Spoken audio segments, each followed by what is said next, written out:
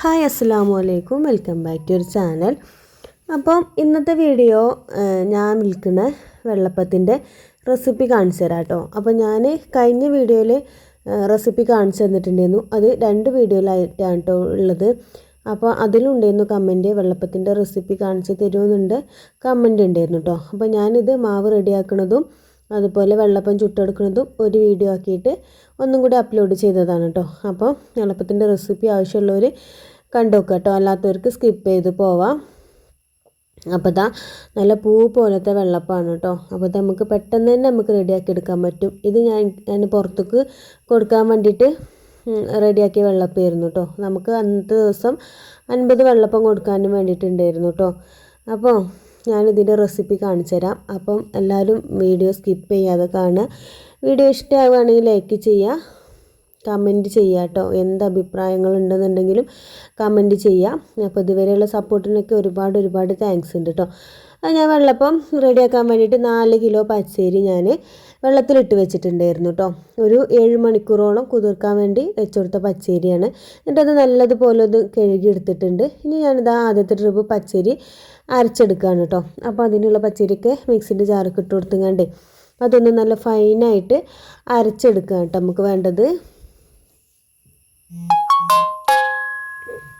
അപ്പോൾ ഇതാ മാവൊക്കെ അരച്ച് എടുത്തിട്ടുണ്ട്. ഇനി നമുക്ക് കുറച്ച് മാവ് കുറുക്കിയെടുക്കണം കേട്ടോ. അതിന് വേണ്ടിയിട്ട് ഒരു പാത്രത്തേക്ക് പകുതി മാവ് ഒഴിച്ചു കൊടുത്തു.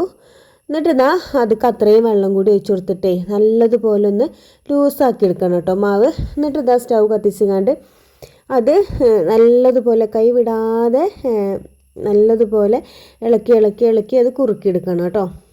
മാവ് അടി പിടിക്കരുത്. അടി പിടിച്ചു കഴിഞ്ഞാൽ ഒരു ജാതി ടേസ്റ്റ് മാറി പോകും കേട്ടോ. കൈ എടുക്കാതെ ഇളക്കണം. അതുപോലെ ഫ്ലെയിം സിമ്മിലിട്ടിട്ട് വേണം ഇതൊന്ന് കുറുക്കിയെടുക്കാനും കൂടി വേണ്ടിയിട്ട് കേട്ടോ. അപ്പോൾ അതാ മാവൊക്കെ കുറുകി വന്നിട്ടുണ്ട്. ഇനി ഇതൊന്ന് ചൂടാറാൻ വേണ്ടിയിട്ട് വെച്ചുകൊടുക്കണം. അപ്പോഴേക്കും ഞാനിവിടെ ഒരു തേങ്ങ ചിരവി എടുത്തിട്ടുണ്ട് കേട്ടോ. അത്യാവശ്യം വലിപ്പമുള്ള ഒരു തേങ്ങയൊന്നും അത് ചിരവി എടുത്തിട്ടുണ്ട്. അപ്പോൾ നമ്മൾ മാവ് ചൂടാറിയിട്ട് വേണം കേട്ടോ പിന്നെ അരച്ചെടുക്കാൻ വേണ്ടിയിട്ട്. അപ്പോഴേക്കും ഞാൻ ബാക്കിയുള്ള പച്ചരിയും കൂടി ഒന്ന് അരച്ചെടുക്കുകയാണ്. ഇനി നമ്മൾ പച്ചരി അരച്ചെടുക്കുമ്പോൾ 1/4 ഭാഗം പച്ചരി 1/4 ഭാഗം തേങ്ങ ഇട്ടിട്ട് അങ്ങനെയാണ് കേട്ടോ അരച്ചെടുക്കുന്നത്. അങ്ങനെ 3-4 ട്രിപ്പായിട്ട് പച്ചരിയൊക്കെ അരച്ചെടുത്തിട്ടുണ്ട് കേട്ടോ. പിന്നെ തരി ഉണ്ടാവാൻ പാടില്ല. നല്ല ഫൈനായിട്ട് നമ്മൾ പച്ചരി അരച്ചെടുക്കാനും വേണ്ടിയിട്ട് ശ്രദ്ധിക്കണം കേട്ടോ. അപ്പോൾ നമ്മൾ ഒരു 7 മണിക്കൂറൊക്കെ കുതിർക്കാൻ വെച്ചതുകൊണ്ടേ പെട്ടെന്ന് തന്നെ നമുക്ക് അരച്ചെടുക്കാനും വേണ്ടിയിട്ട് പറ്റും. പിന്നെ ചെറിയ തോതിലൊക്കെ ഉണ്ടാക്കുന്നവരാണെന്നുണ്ടെങ്കിൽ അളവ് ഞാൻ പറഞ്ഞുതരാം. ഒരു കപ്പ് പച്ചരി വെച്ചിട്ട് മാവ് വെള്ളപ്പം റെഡിയാക്കണവരാണെന്നുണ്ടെങ്കിൽ 1 കപ്പ് പച്ചരിക്ക് 1/2 കപ്പ് തേങ്ങ ചിരവിയത് എടുത്താൽ മതി കേട്ടോ. ഇനി നമ്മൾ ലാസ്റ്റ് ട്രിപ്പ് പച്ചരി അരച്ചെടുക്കാനും വേണ്ടിയിട്ട് പോവുകയാണ് കേട്ടോ. അപ്പോൾ ഞാൻ ബാക്കിയുള്ള പച്ചരി ഒന്നിച്ച് മിക്സിൻ്റെ ജാറൊക്കെ ഇട്ട് കൊടുത്തു. പിന്നെ ബാക്കി വന്ന തേങ്ങ ചിരവിയത് ഇട്ട് കൊടുത്തു. പിന്നെ നമ്മൾ മാവൊക്കെ നല്ലതുപോലെ ചൂടാറി വന്നിട്ടുണ്ടായിരുന്നു കേട്ടോ, കുറുക്കിയ മാവ്. അപ്പോൾ അതൊന്ന് പകുതിയും കൂടി മിക്സിൻ്റെ ജാറൊക്കെ ഇട്ട് കൊടുത്തുങ്ങാണ്ടേ അത് എല്ലാം കൂടി ഒന്ന് അരച്ചെടുക്കുന്നുണ്ട് കേട്ടോ. പിന്നെ നമ്മളിങ്ങനെ മാവ് കുറുക്കിങ്ങാണ്ടേ വെള്ളപ്പത്തിൻ്റെ മാവ് റെഡിയാക്കി എടുക്കുമ്പോൾ നമുക്ക് ഇതിക്ക് ചോറ് കൂട്ടേണ്ട ആവശ്യമില്ല കേട്ടോ. അല്ലെങ്കിൽ തന്നെ നമ്മൾ വെള്ളപ്പം സോഫ്റ്റായിട്ട് കിട്ടും. അപ്പോൾ ഇനി ബാക്കി വന്ന കുറച്ച് മാവ് കുറുക്കിയതും കൂടി ബാക്കിയുണ്ട്. അതും കൂടി മിക്സിൻ്റെ ജാറൊക്കെ ഇട്ടുകൊണ്ടൊന്ന് ലൂസാക്കി എടുക്കുകയാണ് കേട്ടോ. അതിപ്പോൾ കട്ടായി കണ്ടാണ് നിൽക്കുന്നത്.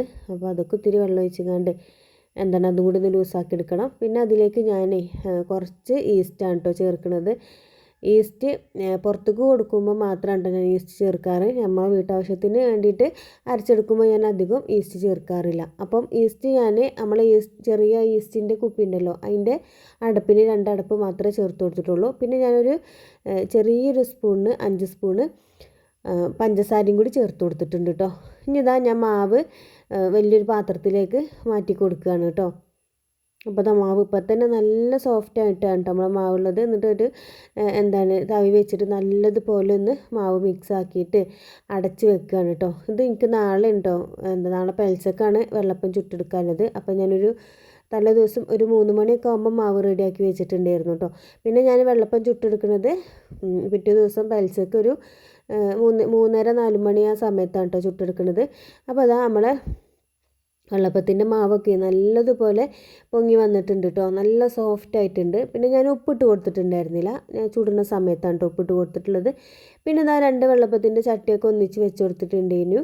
ഇനി നമുക്ക് ഓരോരോ തവി മാവ് ഒഴിച്ച് കൊടുത്തിട്ട് ഒന്ന് ഇങ്ങോട്ട് ചുറ്റിച്ച് കൊടുത്താൽ ഇതാ നമ്മളെ വെള്ളപ്പമൊക്കെ നല്ല അടിപൊളിയായിട്ട് കിട്ടും കേട്ടോ. പിന്നെ അതങ്ങനെ ഓൾസ് വരുന്ന സമയത്ത് നമുക്ക് അടച്ച് വെച്ചുകൊണ്ട് വേവിച്ചെടുക്കാം കേട്ടോ.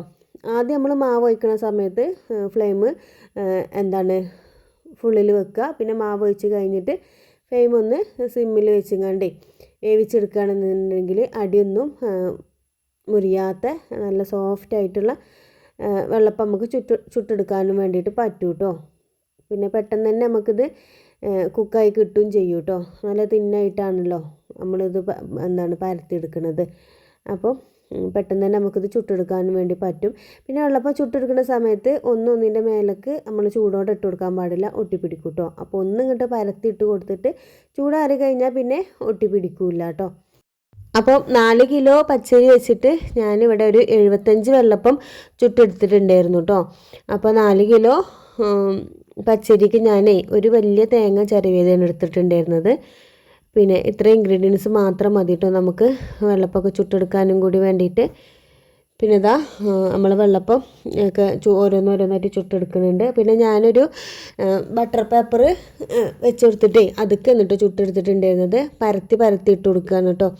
ഒരു വലിയൊരു തട്ടക്ക് കുറച്ച് ന്യൂസ് പേപ്പർ വെച്ചെടുത്തിട്ട് അതിൻ്റെ മേലെ ബട്ടർ പേപ്പർ വിരിച്ചിട്ട് ഇങ്ങനെ ഓരോന്നായിട്ട് ചുട്ടെടുക്കുകയാണ് കേട്ടോ. നമ്മൾ ചൂടോടെ ഒന്നിൻ്റെ മേലേക്ക് ഒന്നിട്ട് കൊടുക്കുകയാണെന്നുണ്ടെങ്കിൽ അത് ഒട്ടിപ്പിടിക്കും. ചൂടാറി കഴിഞ്ഞിട്ട് നമുക്ക് ഒന്നാക്കി കൊടുക്കാം കേട്ടോ. പിന്നെ ഇത് പുറത്തേക്ക് കൊടുക്കാനും കൂടി വേണ്ടിയിട്ടുണ്ടായിരുന്നതാണല്ലോ. അപ്പോൾ ഇനി ഇത് അപ്പങ്ങളൊക്കെ ചുട്ടെടുത്ത് കഴിഞ്ഞപ്പോൾ അതാ പാക്കാക്കുകയാണ് കേട്ടോ. ഒരു പാത്രത്തിൽ ഒരു ബട്ടർ പേപ്പർ വെച്ച് കൊടുത്തിട്ട് അതിൻ്റെ മേലേക്ക് ഞാനിത് അതുപോലെ ഇങ്ങനെ എണ്ണി വെച്ച് കൊടുക്കുന്നുണ്ട്. ഇനി ഞാൻ അതിൻ്റെ മേലിൽ നിന്ന് തന്നെ ഒരു ബട്ടർ പേപ്പർ വെച്ച് കൊടുത്തിട്ടേ ഫോയിൽ പേപ്പറൊക്കെ വെച്ചുകൊണ്ട് സെറ്റാക്കി കൊടുക്കുകയാണ് കേട്ടോ. അപ്പോൾ ഇന്നത്തെ വീഡിയോ ഇഷ്ടപ്പെട്ടു വിചാരിക്കുന്നു. വെള്ളപ്പത്തിൻ്റെ റെസിപ്പി ഇഷ്ടമായിക്കണമെന്നുണ്ടെങ്കിൽ ലൈക്ക് ചെയ്യാൻ മറന്നു പോകരുത് കേട്ടോ. അതുപോലെ ഇതാ സബ്സ്ക്രൈബ് ചെയ്യാതെ കാണുന്ന കൂട്ടുകാർ നമ്മൾ ചാനലിനെ സബ്സ്ക്രൈബ് ചെയ്ത് കണ്ടിട്ടൊന്നും സപ്പോർട്ടും കൂടി ചെയ്യണം കേട്ടോ. അപ്പോൾ ഇതാ അടുത്തൊരു പുതിയൊരു റെസിപ്പി ആയിട്ട് കാണുന്നത് വരേക്കും താങ്ക് യു.